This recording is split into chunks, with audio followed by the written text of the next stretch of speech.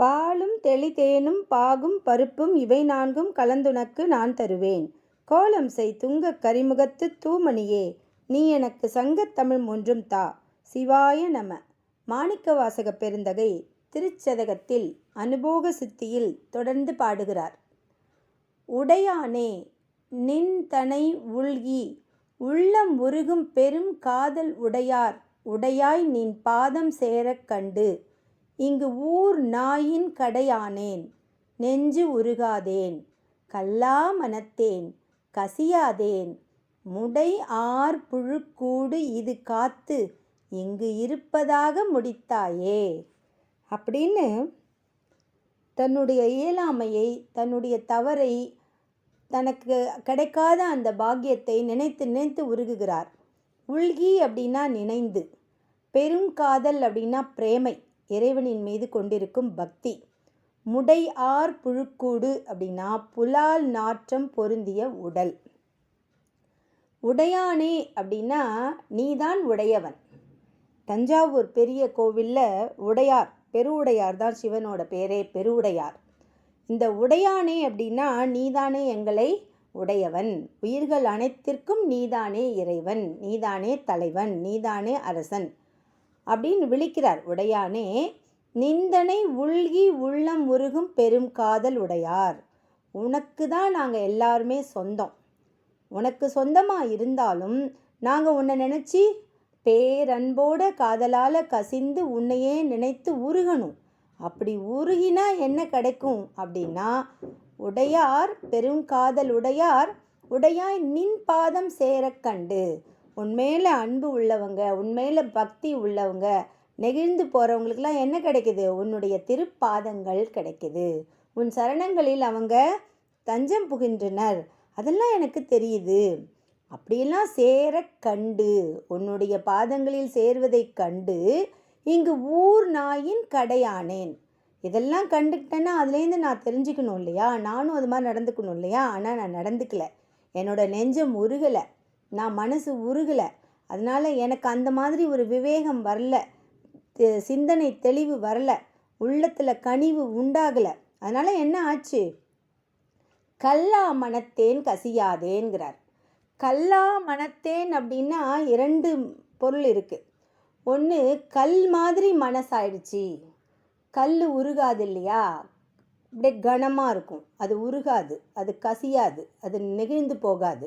அதனால என் மனசு எப்படி ஆயிடுச்சு? கல் மாதிரி ஆயிடுச்சு, உருகலை அப்படிங்கிறது ஒரு பொருள். இன்னொரு பொருள் கல்லா மனம். கல்லா மனம்னா கல்வி கற்காத மனம். அப்போ கல்வி கற்கலையா? மாணிக்கவாசக பெருந்தகை கல்வியெல்லாம் கற்றார். ஆனால் திருவள்ளுவர் என்ன சொல்லியிருக்கார்? கற்க கசடர கற்பவை கற்ற பின் நிற்க அதற்கு தக. நாம் படித்தா மட்டும் போராது, அந்த படித்தது என்னன்றதை உணர்ந்துக்கிட்டு தப்பில்லாமல் தெரிஞ்சுக்கிட்டு அதன்படி நிற்கணும். நிற்க அதற்கு தக. அப்படி நிற்கலைன்னா, நான் அறநெறி வாழ்க்கையை வாழணும் அப்படின்னா அந்த வாழ்க்கையை வாழணும்னு தெரிஞ்சால் போராது, அதன் வழி நிற்கணும். நம்ம படித்ததை படி நடக்கணும். சரி எது தவறு எது அப்படின்னு அலசி ஆராய்ந்து சரியான வழியில் நடக்கணும். சும்மா நாலேஜை வச்சுக்கிட்டு இருந்தால் அது பிரயோஜனம் கிடையாது, இம்ப்ளிமெண்ட் பண்ணணுங்கிறார். ஆனால் நான் என்ன பண்ணேன்? கல்லா மனத்தேன். நான் கல்லான கற்கவில்லை. கற்கவில்லைன்னா என்ன அர்த்தம்? சரியாக கற்கலை. ஏன் சரியாக கற்கலை? கற்றிருந்தேன்னா நான் நடந்திருப்பேனே. நான் ஒழுங்காக படித்து அதன்படி நிற்கலை, நிற்க அதற்கு தக நான் செய்யலை. ஏன்னா எனக்கு தெரியுமே, இந்த மாதிரி இந்த உடல் பற்றெல்லாம் வச்சிக்கக்கூடாது, லௌகீகத்தில் இவ்வளோ சிற்றின்பங்களை நாடக்கூடாதுன்னெலாம் எனக்கு தெரியும். ஆனாலும் அதன்படி நான் நிற்கவில்லை, நான் அந்த வழியை வழுவவில்லை. அதனால் என்ன ஆச்சு? அப்படி பண்ணாததுனால கசியாதேன். எனக்கு அருமை தெரிஞ்சிருந்தும், கல்வி கற்று அந்த அறிவு இருந்தும் அந்த அறிவின்படி நடக்காததால் என் மனசு கசியலை. முடையார் புழுக்கூடு இது காத்து இங்கு இருப்பதாக முடித்தாயே. அப்பன்னா என்ன ஆயிடுத்து? முடையார் புழுக்கூடுனா புலால் நாற்றம் பொருந்திய உடல். நாம் இறந்து போயிட்டோம்னா இந்த உடம்புக்கு மரியாதையே கிடையாது, ஒன்றுமே கிடையாது. விலங்குகள்லாம் கூட இறந்துட்டா அதனோட தோலை பயன்படுத்துறதுக்காக எடுத்துகிட்டு போவாங்க, விலை அதிகமாக விற்கும். அதோடைய பற்களை பயன்படுத்துவாங்க, அதோடைய யானைனா அதோட தந்தத்தை பயன்படுத்துவாங்க, மயில்னா அதோட தோகையை பயன்படுத்துவாங்க. இப்படி விலங்குகள்லாம் இறந்து போனாலும் அதனுடைய பாகங்கள் நமக்கு உருப்படியாக செலவாகும். நம்மளோடது வேணால் இப்போல்லாம் ஆர்கன் டொனேஷன் பண்ண மெடிக்கல் காலேஜ் ஸ்டூடெண்ட்ஸு ஃப்யூச்சர் ரிசர்ச்க்கு பயன்படுத்துவாங்க. மற்றபடி நம்முடைய உடல் நாற்றம் எடுக்கக்கூடிய உடல். அதனால தான் அவர் சொல்கிறாரு, முடையார் புழுக்கூடு அப்படின்னா புலால் நாற்றம் பொருந்திய புழுக்கூடு. இது வெறும் புழுக்கூடு இந்த உடல். இது காத்து இந்த உடம்பை பாதுகாத்துட்ருக்கேனே, இதை நல்லா பார்த்துக்கணும் நான் பார்த்துட்ருக்கேனே, இங்கு இருப்பதாக முடித்தாயே, நீ உனக்கெல்லாம் இந்த இடம் போதும் அப்படின்னு உன்மேலே நான் அன்பு வைக்காம இந்த உடம்பு மேலே அபிமானம் வச்சிட்ருக்கேன். இந்த உடம்பு மேலே அபிமானம் வச்சுட்டு இருந்தா என்ன அர்த்தம்? நாய்க்கும் கீழ்ப்பட்டவனா நான் இருந்துகிட்ருக்கேன். அதனால் நீ உனக்கு இந்த பூமி போதும்னு என்னை விட்டுட்டு நீ போயிட்ட. அடியார்களையெல்லாம் கூட்டிகிட்டு நீ என்னையே திருப்பெருந்துறையில் வச்சுக்கிட்டு நீ இந்த தில்லைக்கு போன்னு சொல்லி அனுப்பிட்டு நீ போயிட்ட. ஏன்னா எனக்கு அந்த எலிஜிபிலிட்டி இல்லை, எனக்கு அந்த தகுதி இல்லை.